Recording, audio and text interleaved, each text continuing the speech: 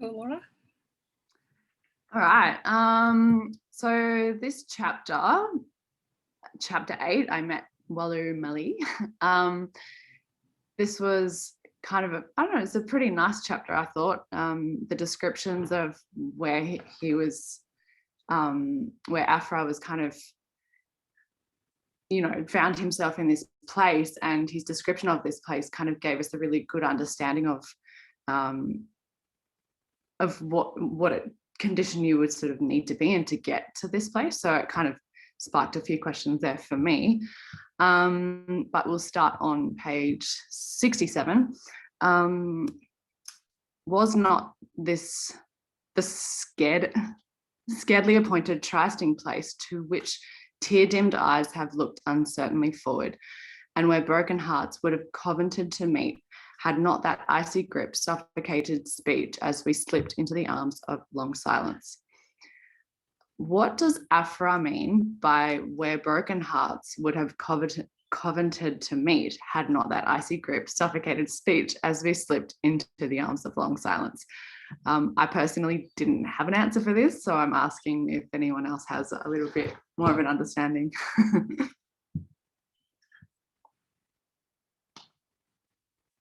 No one?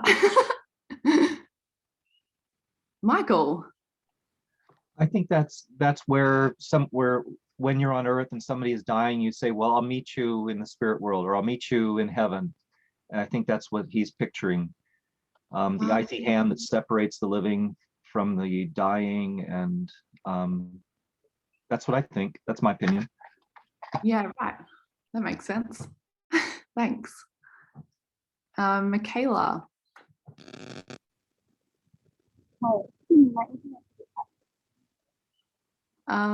We can't hear you.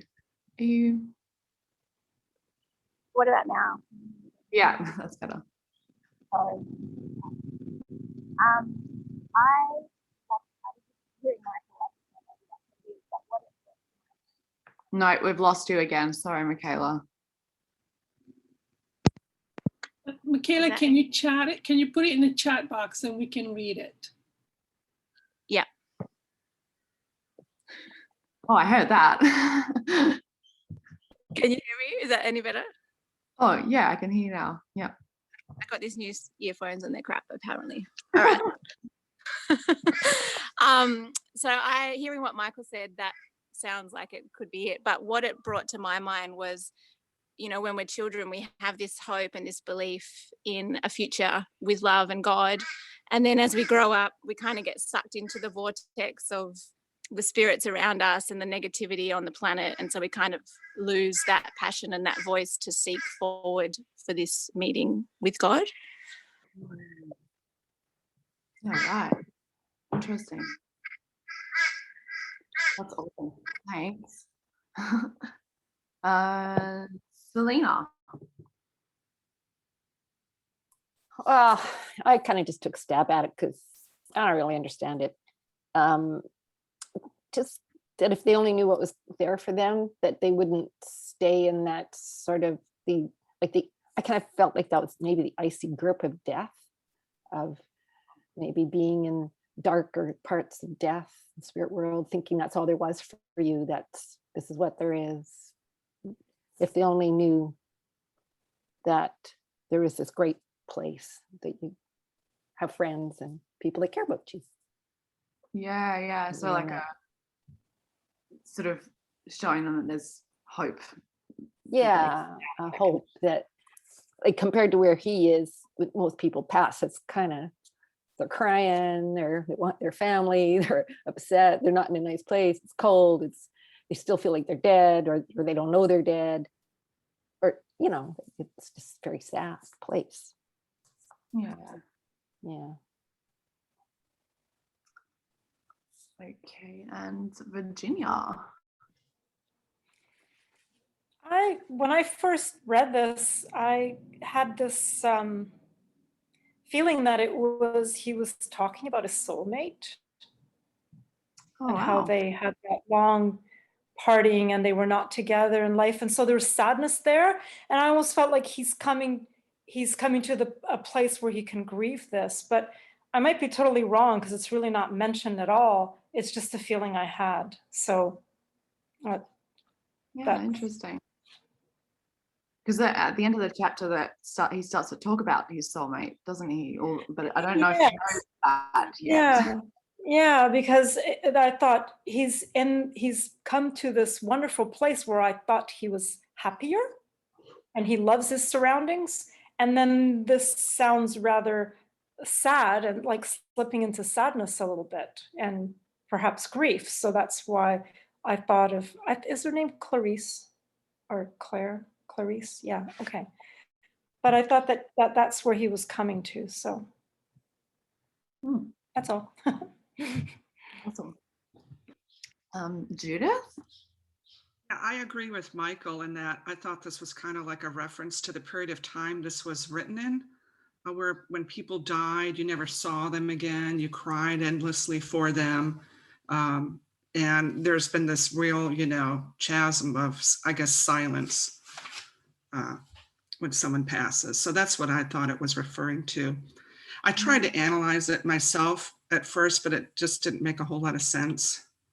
I guess grief and remorse, and we're too afraid to speak, so we remain silent.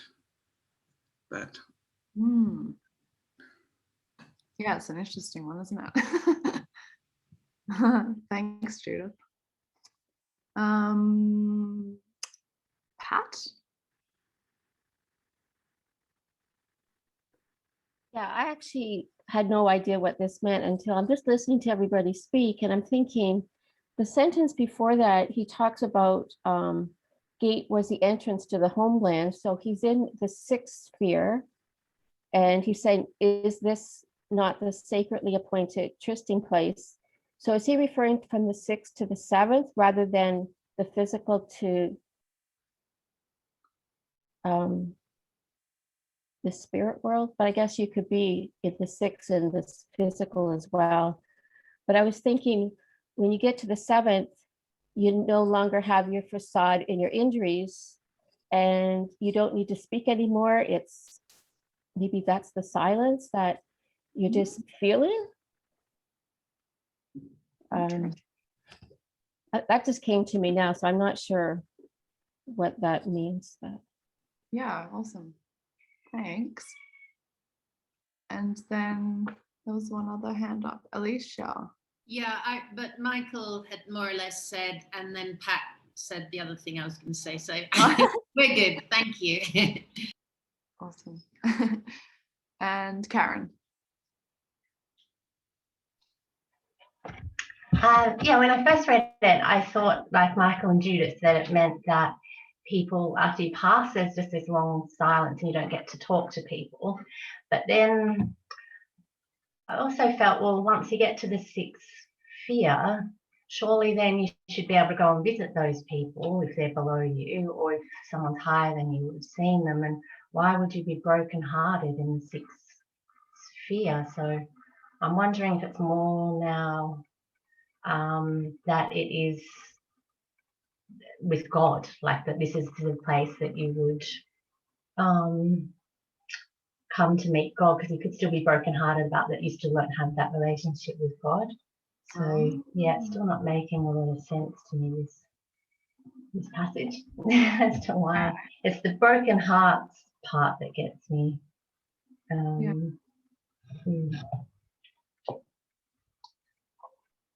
Yeah. Awesome. Thanks. All right. Anyone else? Nope. Okay, so we'll move on to the next question. Yes, this was the place of great reunion. No wonder it was bright and happy and vibrant with music that was more than sacred, divine. The whole environment was peace, the atmosphere instinct with strength, the unconventional freedom that was everywhere observable among the company before me was eloquent with fraternity. Age, care, sorrow, doubt, sickness, weakness, and all the usual undesirables of the flesh were obvious by their absence. for every soul displayed the full vigor and beauty of dawning maturity. What feelings or emotions does Aphraar's description of this place invoke in you, taking into consideration the current stage of your own development?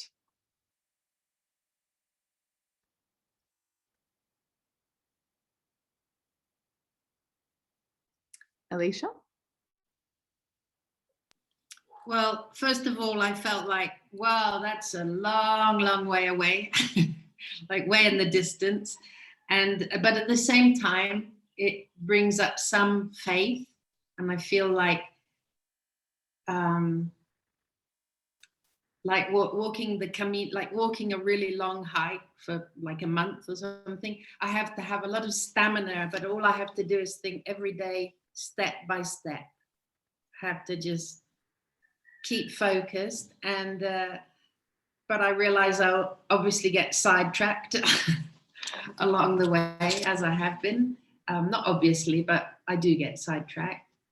But I feel a lot of God's love, almost as if I feel wrapped in the arms of God reading this, and I feel a freedom in the transparency of people who have moved through a lot of stuff, and everything's seen, and there's no hiding. You can just be yourself more. And so there's a sense of freedom and surrender, and a sense of enfoldment and family, like true family. Yeah. Anyway, that's what. That all feels really awesome. Thank you. Very nice. Anyone else? Karen? So yeah, some mixed feelings. So first, I felt really kind of excited and hopeful about that condition. These types of descriptions, they just build my faith that places like this exist. But then also, the bit for me that triggered me in this part was more the fraternity, because I don't feel that on Earth. I don't feel that sense of fraternity with people, and as I'm reading about it through the book, I just find it so beautiful that they have these feelings where they're just so encouraging of other people, and they're so accepting and loving, and I just don't feel that yet on Earth from other people. So yeah, it brings up some grief around that. Yeah, I can totally relate to that, actually. There seems to be like a really strong connection and just love for each other and compassion in the spirit world. Whereas, yeah, here it sort of feels like everyone's trying to get everyone else or stomp on everyone, and there isn't much togetherness, is there, really? Yeah, a lot of injury and just addiction, and we've also got different jealousy, all these types of things are still going on. Yeah. Interesting. Thanks, Karen. Pat.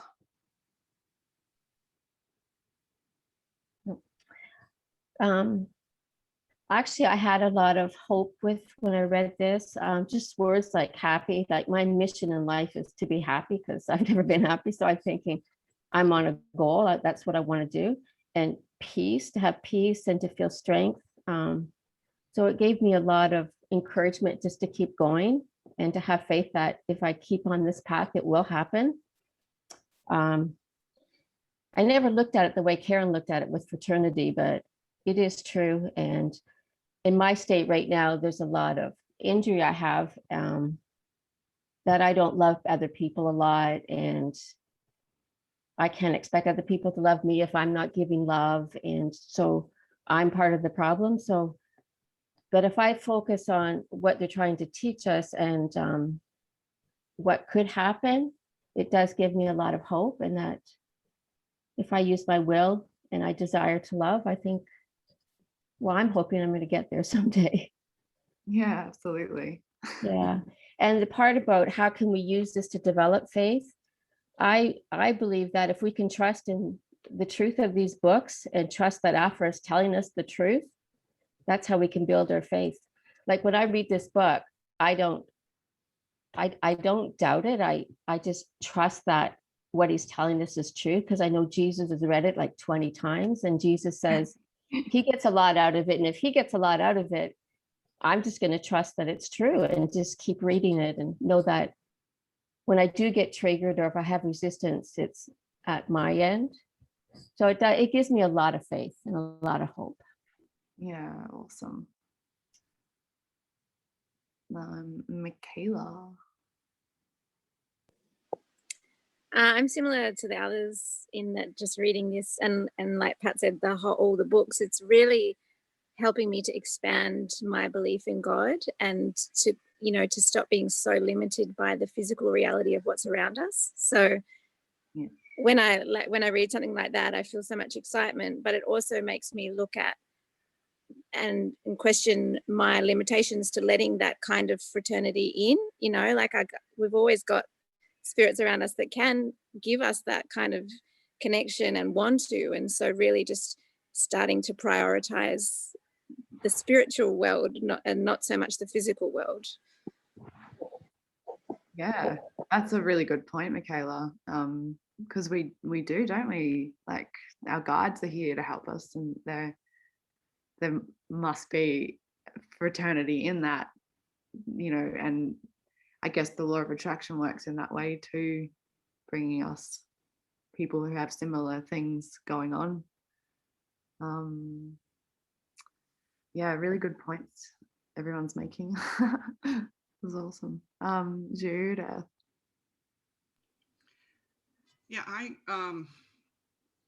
kind of went into a bit of resistance. I guess I was kind of knocking myself, you know, and judging myself. And then I went back into reading this better, and I like what he says right at the last sentence of the paragraph, which was, for every soul displayed the full vigor and beauty of dawning maturity. And I feel like personally I'm fatigued a lot of the time, and plus I also feel I'm not the most mature person. And so it made me understand that growth is about being responsible and things of that nature. And so that's kind of what stuck out for me in that sentence. Yeah, Was that nice. just, you know, being self-responsible, feeling my feelings, not judging, you know, and also understanding that there's, like you said, there are people out there to help us, and to try and surround myself with better people as opposed to those who kind of bring you down, you know. So Yeah, and then also you can sort of be that for other people too when they're going through stuff, or, you know, Right. lend out some compassion or something like that, and kind of create that environment. I guess we couldn't we, really? Right, yeah, we can, yeah. Awesome, thanks, Judith. Anybody else? Mila. My feelings were, I felt guilty. I felt that there'll come a time when I will have no more pain and suffering. And yet people on earth and other people in lower condition will still be suffering. People in the hells are still suffering. So I feel that I'm going to feel guilty. I'm going to feel uncomfortable that I get to release all the pain and suffering, but other people are still in that condition. So that's what came up for me. Wow. Yeah, that's a big one, hey? Mm-hmm. Yeah. Yeah, you mentioned that before, like with your desire to save people From suffering. Yeah, from suffering, yeah. Wow, awesome. Thanks, Mila. Anyone else? Michael. You know, growing up, I've heard descriptions of heaven, and that's a wonderful place, and the love of God, and something to aspire to. And there's never detail, and there's seldom personal experience shared. And to hear Fred now describing what he sees there, I mean, I'm beginning to feel like he's my friend and somebody I know, and he's actually telling me what he's observing, and it has more more meaning to me, and the words, it's less a concept and more of something that reaches in and touches me to hear him use these words. And I appreciate that he included it. I don't understand it, but you know, it's so easy if I tend towards doubt, you know, but to see something like this, I couldn't generate a ray of light on my own, but to read something like this gives me something to hold on to. So it's helpful, I think. Beautiful. Awesome. Thanks, Michael. Does anybody else have anything to add on that point? Michael? You know, I'm think this is the place between the 6th and 7th spheres, right?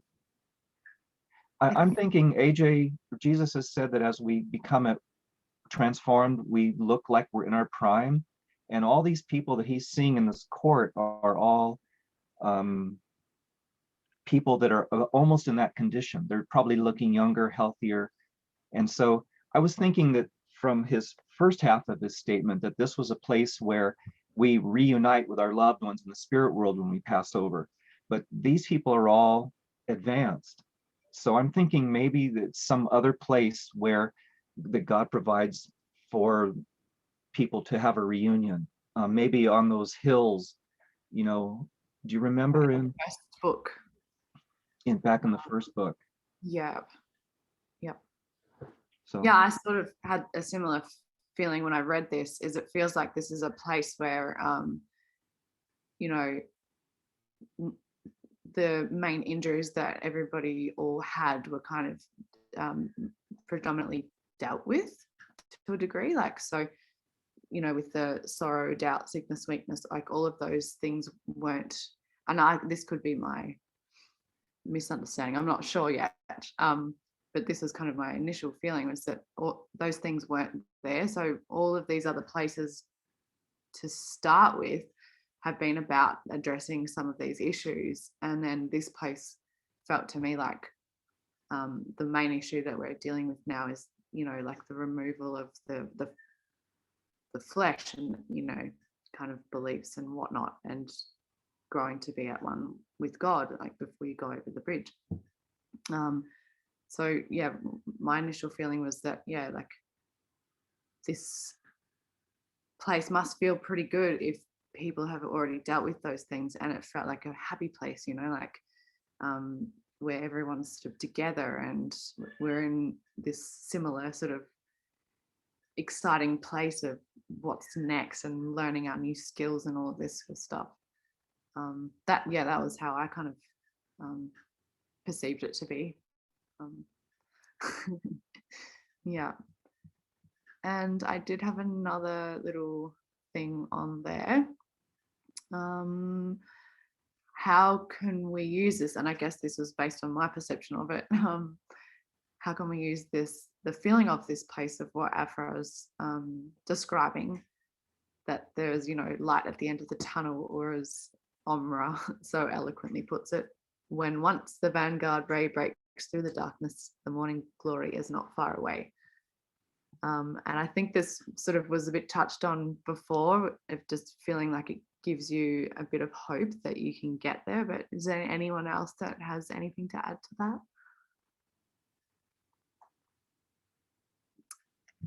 Alicia? I felt like it, yes, it develops my faith, but also it develops my desire to become more aware and confront my sins. Yeah, you know, nice. Sins as an umbrella for lots of things. Yes, yeah. It helps in that way, because it's so inspiring to want to go forward and eventually get there. Yeah, because it feels like a really nice place to be, doesn't it? Like compared to where we are now. Thank you. Judith? Yeah, I guess when you make that quote about the oh, the morning glory, you know, the vanguard breaks through the darkness. The morning glory is not far away. It seems like once we develop a faith, it's almost like a light switch turning on. And then like changes can kind of happen practically immediately. Yeah. Which is kind of interesting because we think that, oh, it'll never happen. And you think it's just going to continue on in this drudgery. And it's like, well, wait a minute. All you have to do is make that one change. Yeah. The whole world would open to you. And it like will just pull you into it. Yeah. Yes. But we feel like that now. We kind of get, you know, but I guess it's just that first step. So. Yeah.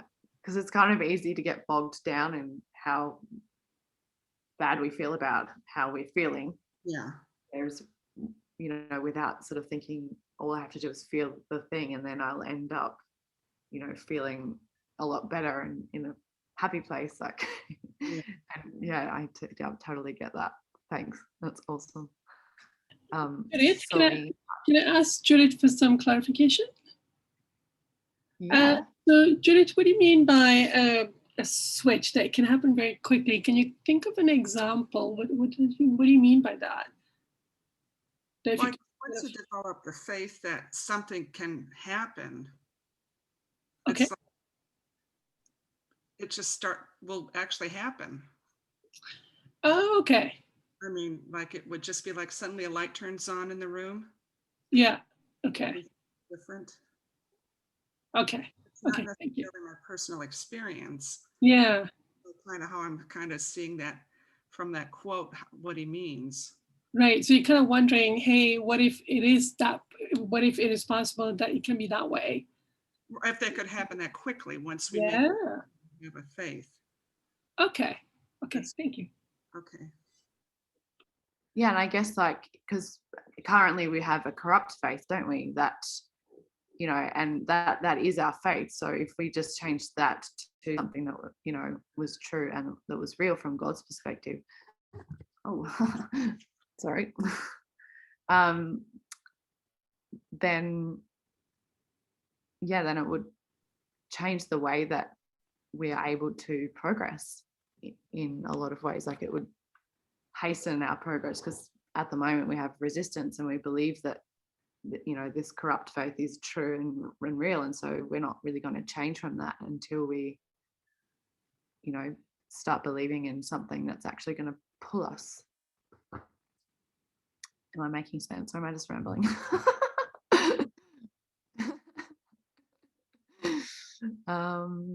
Selena. Well, what this says to me is that it's like the dawn. So you get that first little ray of dawn. And that's, to me, that says, you know, when you actually made a shift in yourself and it gave you some hope and you got a little faith from that. And I think that just that one little, there's always more light coming. Like once it starts, it's going to keep coming. You can't, so just hang on to that little bit of hope and faith that you already got. Remind yourself that it happened, that it really did happen. And you did make a minor change. There was a little bit of light and there's always more light where there's a little bit more light. So just believe that there was some light. If you stop believing that there wasn't any, whereas there's not going to be more for a while. Yeah, that's good faith building. Hey, faith building. Yeah, I think it's easy to forget the progress you've made when you hit a big block, an obstacle, and you just, I have to remind myself all the time that this is where I was a year and a half ago. It was worse. I got to remind myself, you know, and and I feel too, when you look at things, you go, if I got from there, if I made a goal and I made it there in 2 years, I go, well, that's pretty good that I accomplished that. But while you're doing it, it feels pretty long, 2 years, right? But if you looked at it in retrospect, you go, well, it wasn't so long. You know, that was a pretty big accomplishment in 2 years. So to me, that's what the dawn is. Like the light has to come. Yeah. Eventually. Just keep having faith in it that it will come. Yeah, I think it's good to celebrate the small steps as well because they're all really big actually. Mhm. And from what your 2 years that you said, sometimes it feels like it's actually more like 10, 20 years to get to this Mhm. point. So it's Mhm. all like so relevant to how we end up, I suppose, and part of the journey. Yeah.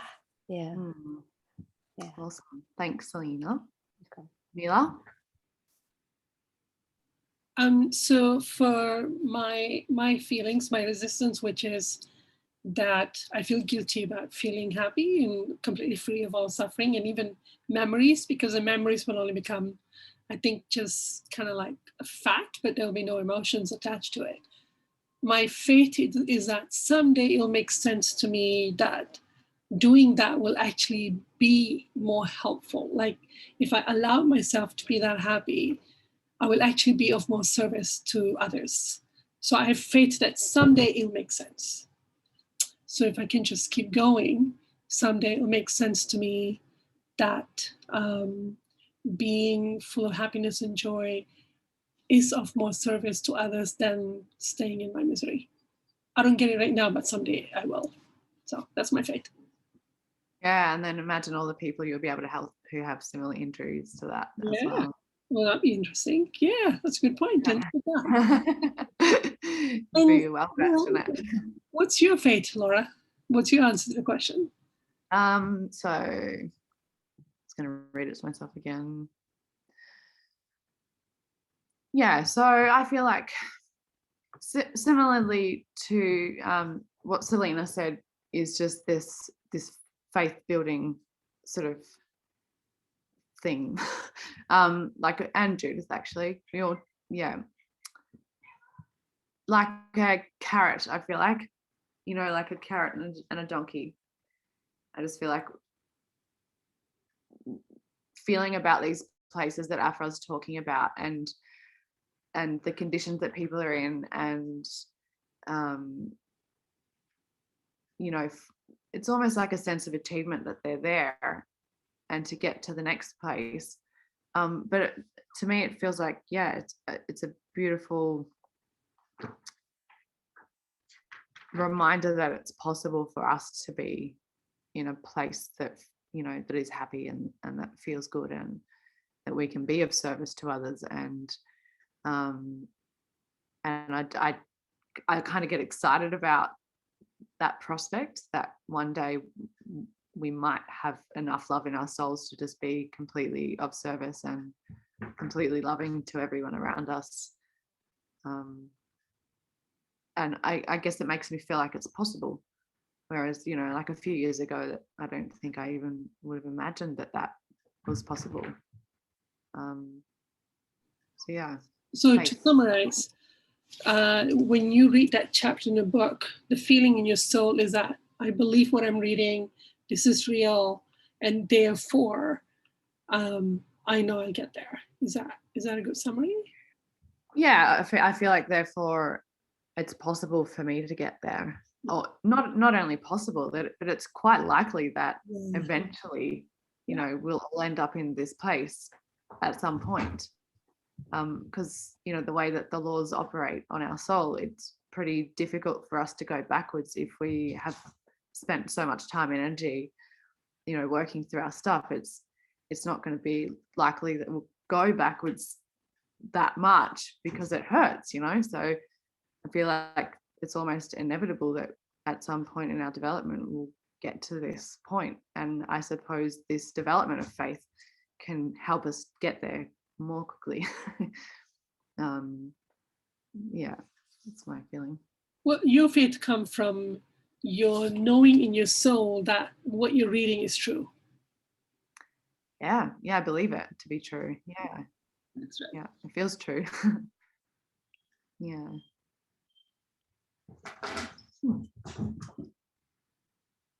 And anybody else on this point?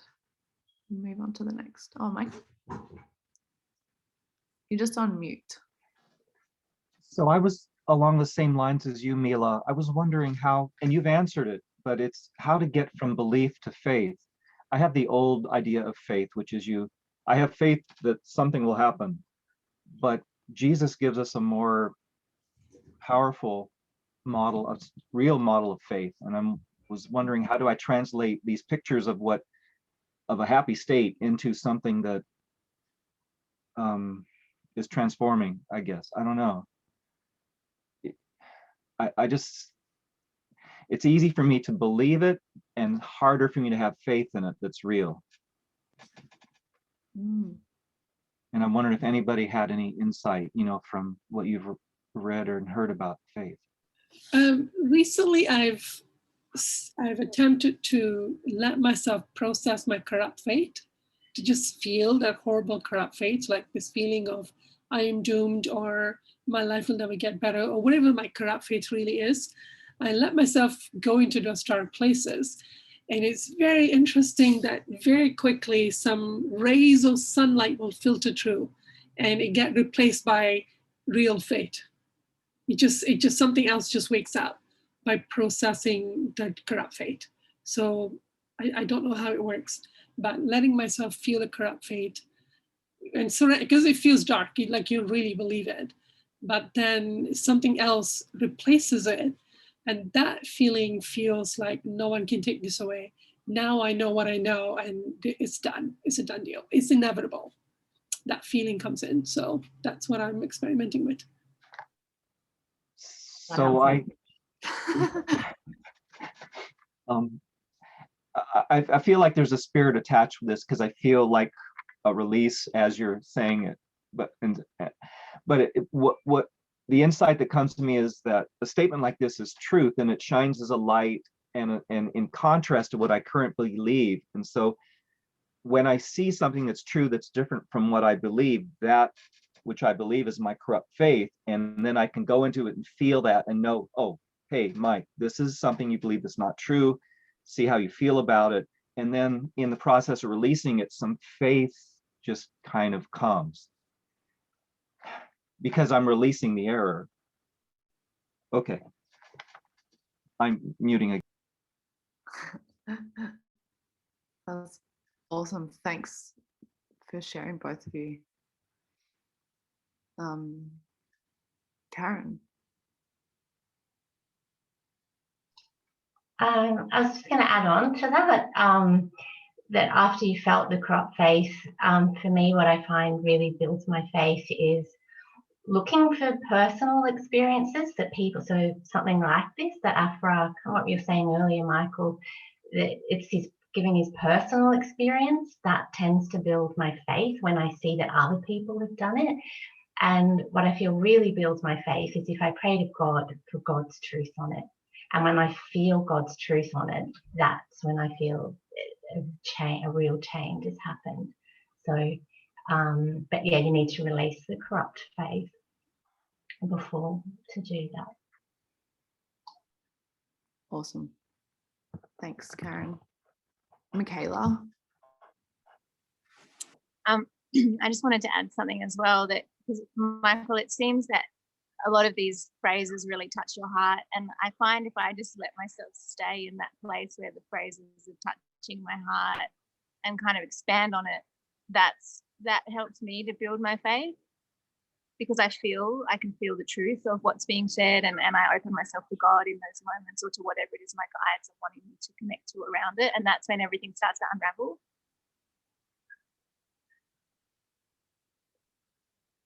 Awesome. Thanks, Michaela. All right, should we move on to the next question?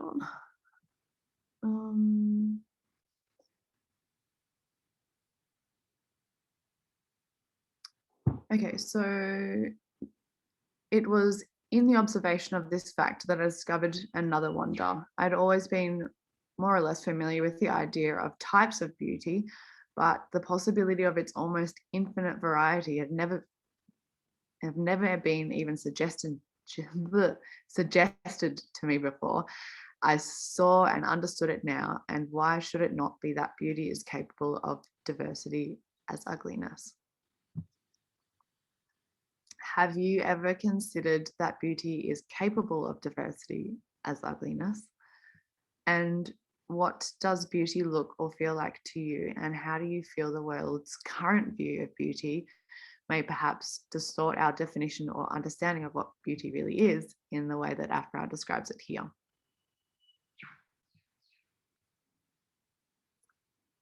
Anyone? Alicia?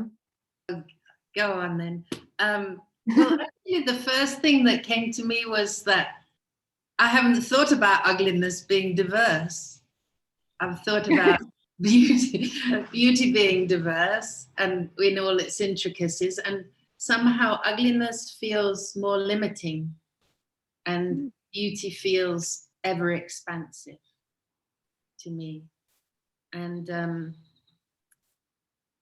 the example, so I won't go on to that, but examples for me personally would be of beauty would be, well, everything in nature, or well, everything that's natural in nature, let's say, and I don't know, just colors and humans. Like, there's so many aspects to humans and ideas and inspirations that people come up with. So I just see it in lots of different things. But yes, the world view, it's almost as if beauty is seen in what, from God's perspective, is possibly ugly. But yeah, I think that's enough for me. Yeah, I had similar feelings. Yeah, awesome. Thanks, Alicia. I'm not sure who was next, but Pat.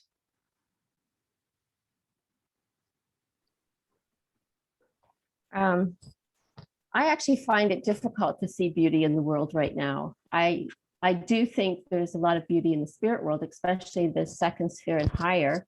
And ironically, we were created in the sixth sphere, so the second sphere wasn't as beautiful as we were created. What I find it's distorted right now, how we define beauty. It just depends on, when we're born, this is what we see, and this is what we think is normal. And we think, oh, it's beautiful. But I look around, and even when I go hiking on nature trails, I do see beauty, but I see a lot of dead trees and destruction and stuff. So I don't see a lot of beauty, but I think because we're born into it, we just think it's normal. And because of the gradual change of destruction, we don't see that, oh my God, look what we've done to the planet. But if you look back over years and years and years, we've just destroyed it, but we don't really see that. Like, a lot of people still think there's a lot of beauty out there, but maybe there is, and I just don't see it. But actually, that was a question I have. So once you grow in love, would I actually look at the world and see beauty?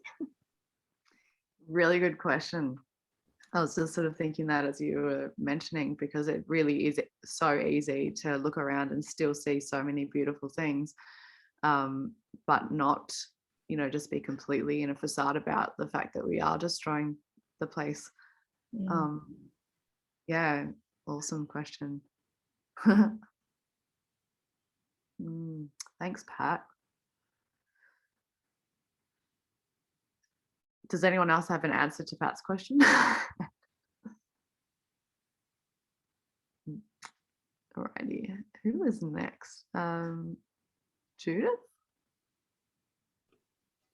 I thought this was a really interesting question, and I thought it was really neat that you picked it out, because it's like one of those things that are so obvious that we forget, we overlook it. Like, we focus on things that are ugly as opposed to what's beautiful. And like Pat says, the world isn't very beautiful anymore. And sometimes I see pictures on Facebook that people post of like, oh, these beautiful lands. But for the most part, it's not so beautiful. And I think what we focus on is our own appearance of beauty. So it's like how beautiful I am physically. And it doesn't really matter if I've had plastic surgery or I color my hair or things like that. It's just about like this big facade that we put out. And I even think it's almost like what we achieve, like how we use the earth to like hunt or fish, so we can feel kind of powerful. But yeah, I think beauty is it's so overlooked now. And we don't even get it, like Pat said, because we're born into it. So that's what I got out of that.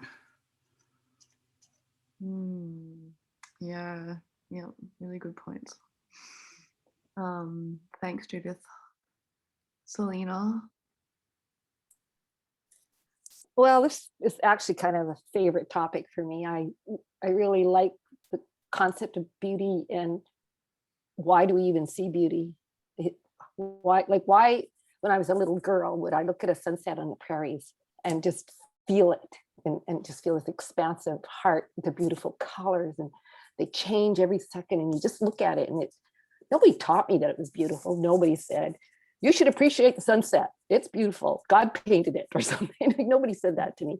So I feel like our appreciation of beauty is a function of God. I think it's something he gave us to help us understand God and feel love. So what if nobody ever told you about love? That's one way that you could feel love, is just through nature and the beauty of an animal or a tree or a bug. Or I just remember feeling that wonder as a child, and nobody taught that to me. It's like already in me, and I feel like it's a gift. That's what it feels like to me, an appreciation of beauty. And if we can stick with that feeling and enjoy it, we can actually, I think, feel God, feel the love that he has, that he would give us that gift. So even if nobody ever taught you about God, you would still have that feeling of something outside of yourself that you didn't create. Like, I don't create that feeling. It's just in me. Yeah, I totally get what you're saying. Right? I Yeah, often good. have that feeling with sunsets, or like looking at the stars, or you know, it's just, you get this amazing feeling. It's you can't get anywhere else. Yeah, and it's one thing that you can't tell somebody to do, or I'll punish you if you don't appreciate that. It's just in you. Thanks, Selena. Welcome. Virginia. Thank you. I agree with what Selena is saying. Definitely, what God has created has a lot of beauty. There's much beauty, and we can all see it, regardless of where you live. You can always look at the sunset or look up at the night sky or the sun or the stars. It's available to everyone. What God has created, he's also created that beauty in us, although in our world, we really do own creations rather than God's creations. And that's rather sad. And I see that a lot through social media and marketing, that we value those that have, transformed themselves physically, or that they've changed things. And yes, some people can create something or design a building or art, or they're trying to create some beauty for people to appreciate. But I find that we've gone to appreciating our own creations more than what God has created. Yeah. Unfortunately, I think you're right, Virginia. And that was one of the things that came up for me when I read this little part, is just how obsessed we are here on the planet with physique, and wanting to look like everyone else, and making sure that we have, eyebrows painted on and all of this sort of stuff, and just how sort of shallow that all feels in comparison to like what real beauty is. From what I see from God's perspective, is it's about the love in your soul, isn't it? Like, not necessarily what you wear, or what your face looks like, or what your house looks like, or what car you drive, or it's like this, it's more of a feeling. But naturally, when you have more of God's love in your soul, you become more beautiful, apparently, according to what we've been learning. So I feel like we're pretty far removed from from what God's view of beauty is in a lot of ways here on the planet. Yeah, thank you. Is there another hand up? Alicia?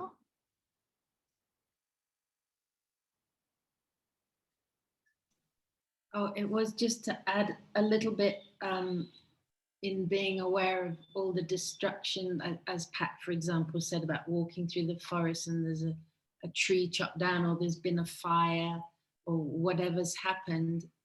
Yeah, I'm upset about that.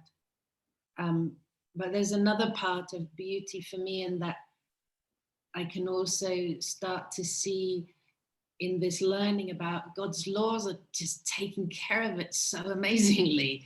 So yes, it's destruction, but it's going back to feeding something else and bringing more beauty through that destruction that humans are doing. So there's a part of me seeing beauty in the way everything's created to take care of the next thing, however much we destroy it. Yeah, that's a really good point as well. The law of attraction never fails, does it? And it's just showing us like that's our internal condition is creating this external environment. Yeah, awesome, Alicia, thanks. Judith? Yeah, I just wanted to say that maybe in order to increase our faith, we could just take an effort to find something that's beautiful. And that might help us with our faith, like as what Selena said. Yeah, nice. Just every day kind of go out in nature and see if you can find some beauty. Yeah, or even beauty in yourself. That'd be a bit more challenging, wouldn't it? Makes me want to hide. Michael? You're so young. You haven't had a lifetime of accruing error. You are beautiful. Okay, no, look, what I was going to say was, I think of beauty as physical, right? So it's telling on myself, okay, right, Mila? But Jesus says laws are beautiful. And then a couple of you have mentioned like truth is beautiful, he says. And then, so laws, the working laws. So I would then, and he says, nobody likes the law of compensation, but it's beautiful law. And so things that I would say, I would think of hell as ugly, and I would think of the effect of man's soul condition on the earth as ugly, but maybe there's some beauty there, that laws are working perfectly and it's rehabilitative. It's allowed under God's plan, Yeah. Good point. Mila? I don't know if you guys remember in the God's laws talk, Jesus said that God doesn't necessarily create beauty as much as beauty is the result of when laws are obeyed. Mm-hmm. So when the law of economy and function and all of these other laws are met, then the result is found beautiful. We find it beautiful as a result of. That's what he said in the God's laws talk. I was going to look for it and then I got distracted as usual. But yeah, so we find something beautiful because it obeys God's laws. Interesting thing to think about. And my feelings of beauty are, I find flowers very, very, very, very, very beautiful. And I was just out today looking at some flowers, and I just wanted to burst into song and sing to them. I wanted to sing poetry, I wanted to sing a song, I just wanted to hug them. And I was like, oh, if I let myself really feel it, I would just be exuberant in my emotions, and everyone's walking around, nobody else feeling what I'm feeling, and I'm like, dim it down. So I was thinking, God, I need my own garden, because I would just lie in the garden and roll around going, oh my God, you're so beautiful. So that's my expression of beauty, which for now is shut down. But Aw, if I that's were to let adorable. myself feel beauty, I would be like just exploding. And I felt happy. I came back going, oh, I feel better. Even just letting that little bit out, I felt better. Aw. How could you develop that, do you think? Like, so that you could try a little bit each day of feeling that feeling and letting yourself feel excited and overwhelmed by its beauty. Just confront my addiction for approval. That's all it is. If I don't have addiction for approval of everyone passing by, I'm sure we just let it out. So there's Yeah, right. a plant. Oh, the joy of that. Did you have anyone walk by and think, what is she doing? But yeah, thank you. That would be good, just to like do it even though there's people there and see what happened. That damn addiction will be gone in 2 hours.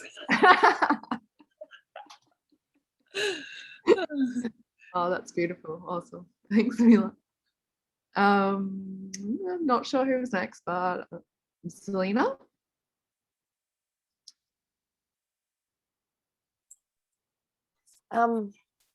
What helps me see beauty is seeing it through the eyes of children, grandchildren. Like I have a granddaughter, and my skin's getting old and it's getting quite soft, and it's different, definitely very different. But when she hugs me, she says, "Oh, you're so soft. You feel so good." And if we were only just children, we wouldn't be nearly so hard on ourselves. And every child that looks at their mother, they don't think their mother has bad eyebrows or a big nose or bad skin. She's beautiful. She's mom. Yeah. My sister always tells me the story of being in church, and here's her rather plump mom. And she said, and I always used to feel so sorry for those other little girls because their moms were skinny, and my mom was so nice and soft, and I could have a nap in church and rest my head on her breast. And yeah, that's how a child feels. And we're so self-critical, and they think so we should think more like children when it comes to beauty. Yeah. True that. Yeah. That's awesome. Thanks. I'm just gonna have to shut my window, but Virginia, I'm still listening. I just wanted to share, I read the other day from what you said, Mill, about flowers. They wrote that flowers are the earth expressing its laughter. I thought that was cool. I just like that little saying. So that is gorgeous. Thank you. Flowers are what was it? The earth expressing its laughter. Yeah. Oh, cute.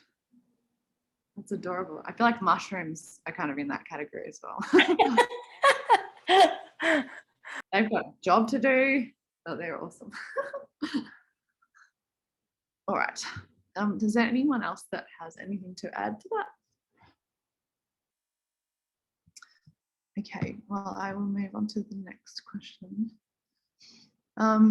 In the transition of the second birth, you must naturally come into possession of higher faculties adapted to the requirements of the eternal condition. For instance, the doubt you feel as to the reality of this experience is due to the fact that you have arrived at a conclusion without being compelled to reason or reason the process. Or, as we should put it, revelation has assumed authority and reason henceforth occupies the subordinate position. Grasp that interpretation and accustom yourself to obey the higher power. Then there will be no further room for doubt. So when I read this, it took me on a little bit of a journey because I'm like, is reason like a law or something is there something that I'm missing here? And I just had this little moment about pondering about what reason actually is. So yeah, I'm interested to see what you all felt about this little bit. So yeah, my question was, what does Omra mean by this, and how do you feel we might be able to accustom ourselves to obey the higher power now? And what resistances, if any, do we have to this statement?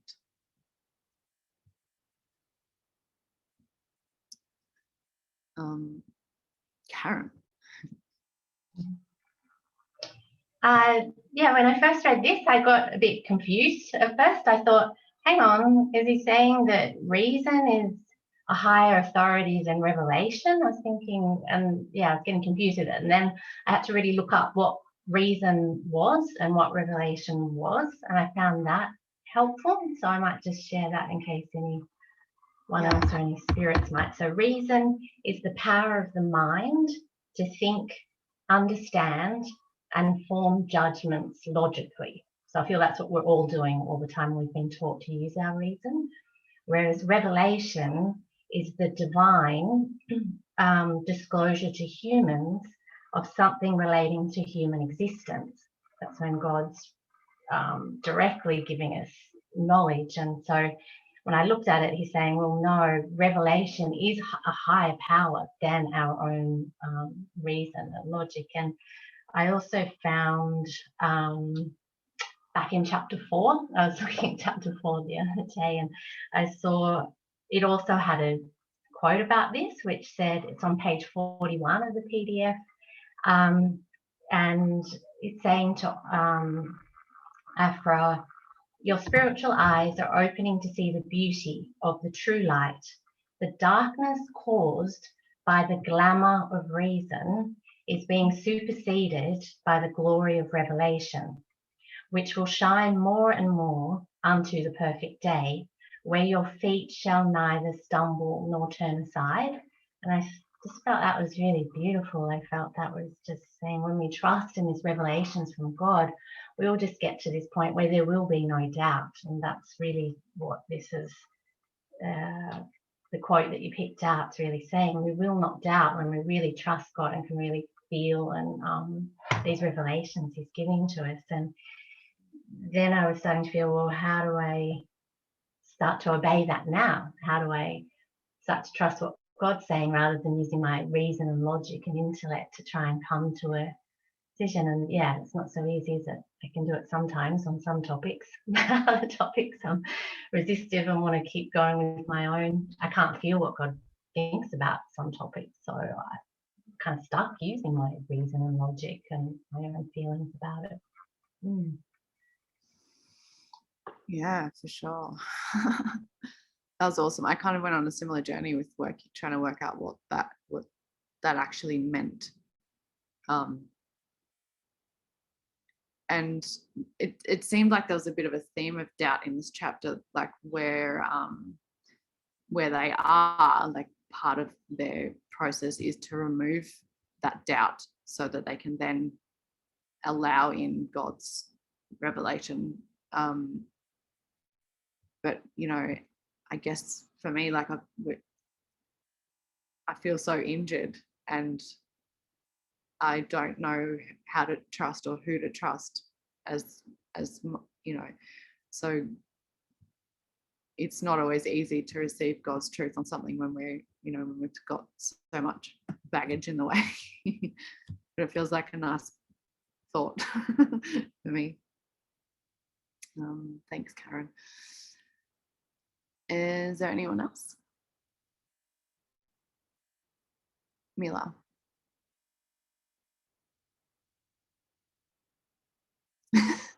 Looking for my own face that's moving around the screen, because every time people raise a hand, the whole thing moves and it's like, what's my face? I gotta unmute myself. Okay. I was wondering if we have to act, if we'll be living from revelation instead of reason as we progress. I was thinking, is that why we have to develop faith so strongly? Because in order for you to act on revelation, that's you acting on faith. Because you don't have an intellectual understanding about it, you get a revelation and you go, you do it, you say it, you act on it. And I was wondering, is that why developing faith is a very big, kind of goes hand in hand in your progression towards that one man? So yeah, it was just taught to myself going, this is why you must develop a lot of faith, because there'll come a time when you'll get a revelation and you go, you just act. So that's because you have faith. Yeah, good point. That makes so much sense. Yeah.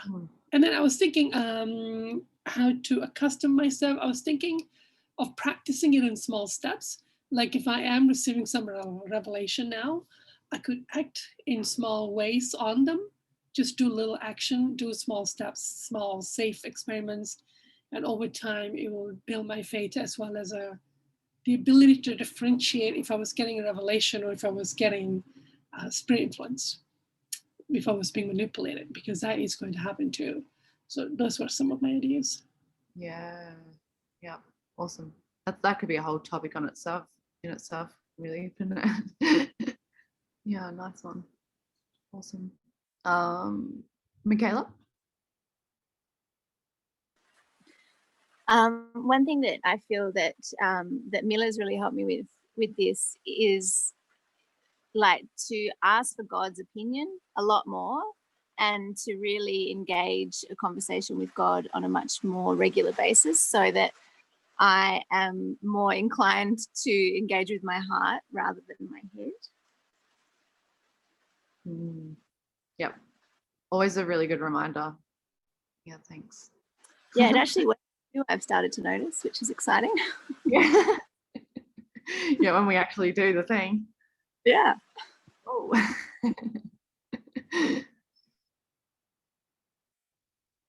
Thanks, Michaela. Selena. I had a little different take on this. It seems to me that he's feeling doubt because he's having this transformation and he's receiving gifts because he's there. He's ready. Like he's can have these things now that God wants to give him, really wants to give him. And he's having doubt. Like it's he needs to accept that he's a son of God, that he can have these things. So receiving gifts is actually an injury lots of us have, to just receive, like, here's the crown, it's yours. Here, take it. No, you don't want it. No, take it. Come on, I want to give you this. Because I think we're afraid that with gifts comes this obligation or a burden or something we won't want to do. And I think God just has, you've come here this far. These are the gifts I want to give you to get the rest of the way. You're going to need to be transformed. And I need, this is like God does it for you. Like God transforms you.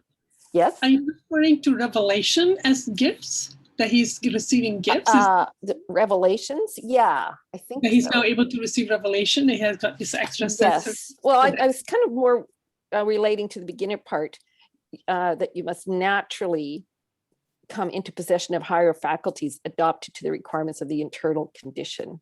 Yeah. Okay. Yeah. Okay. Like they're just naturally going to come, and sometimes it's hard to accept stuff. Yeah, it's about doubt. Yeah, thanks. Pat. Yeah, I actually had difficulty with trying to figure out what revelation was. But I was thinking, if reason is the mind, maybe revelation is the soul. And the soul is infinite, and it's God's truth and its emotions, and reason is it's finite and it's the mind. And when you go from the 6th to the 7th, you drop the mind and you just have the soul. Is that correct? Like you don't need your intellect anymore. So that revelation, which is the emotions of your soul expanding, is the authority, and reason occupies the subordinate position. That's how I sort of took it. Yeah, interesting. And I was listening to the Stuart channeling with Mary, and I wrote this down because I thought it was interesting. It's on infinite growth and reasoning and logic and stuff. And Stuart said, once one is connected to the soul, the mind really has a hard time keeping up. So I think once you lose the mind or move to the 7th, there is no more doubt. You just know all the time. That's what I was thinking. Yeah, wow. That would be pretty awesome. And the other part of the question was, oh, how can we obey the higher power now?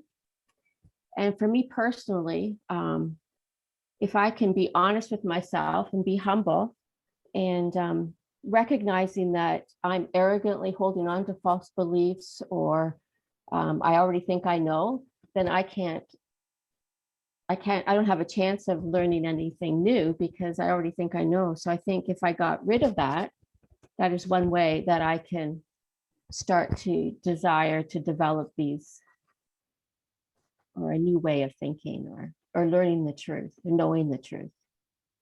Yeah, so just like accepting that you don't know the Yeah, truth.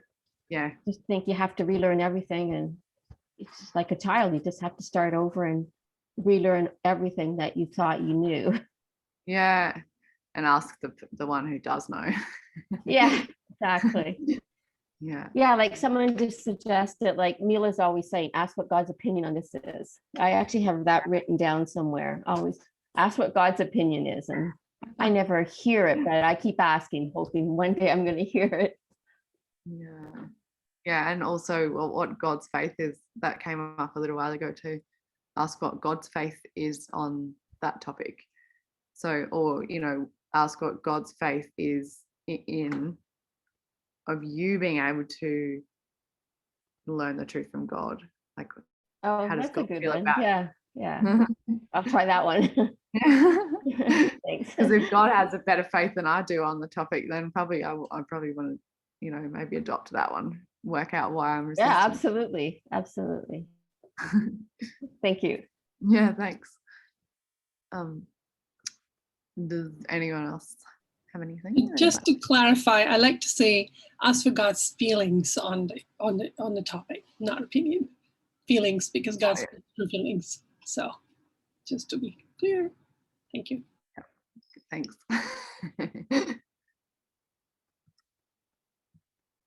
Yeah, well, it was good that Karen read out the Revelation part about that, because that's a definition, sort of like a biblical definition, or more like a wide known definition of what Revelation is. And I forgot to actually write down the definition at the time, but I did look it up, and it's interesting to see. It's like, it's receiving God's truth, isn't it? And it's stop me rambling a little bit. Anyone else want to say some things? Alrighty, we shall move on. Oh yeah, this one. So history repeats itself in the case before me. In a casual glance, the vesture had somewhat tile colouring of a deep creamy pearl, but a closer scrutiny revealed its strikingly unique character. It throbbed with shimmering iridescence of colours, of which I neither knew the name nor description, but the delicate modesty with which they manifested their existence blended exquisitely with the condescending grace of their princely wearer. There was no danger of his being lost in a crowd. His exalted rank needed no frigid isolation or hauteur to proclaim it. He could afford to be, and was genuinely lavish in his urbane companionship. Yet he was essentially a prince among his peers, even in that exclusive gathering. Firstly, wow.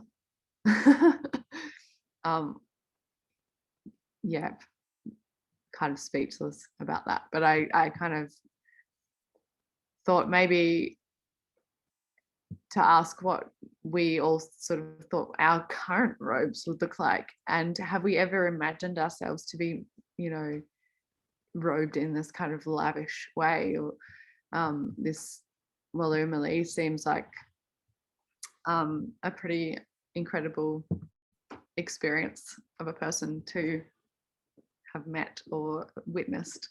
So for me, it's mind-blowing. I can't even conceive of such a thing, but I thought it was interesting to kind of reflect on what we might look like now, and then later on we could sort of, I don't know, touch on that, or when we all see each other in this place later on, we can all go, hey, cool robes. Does anyone else have anything they would like to share?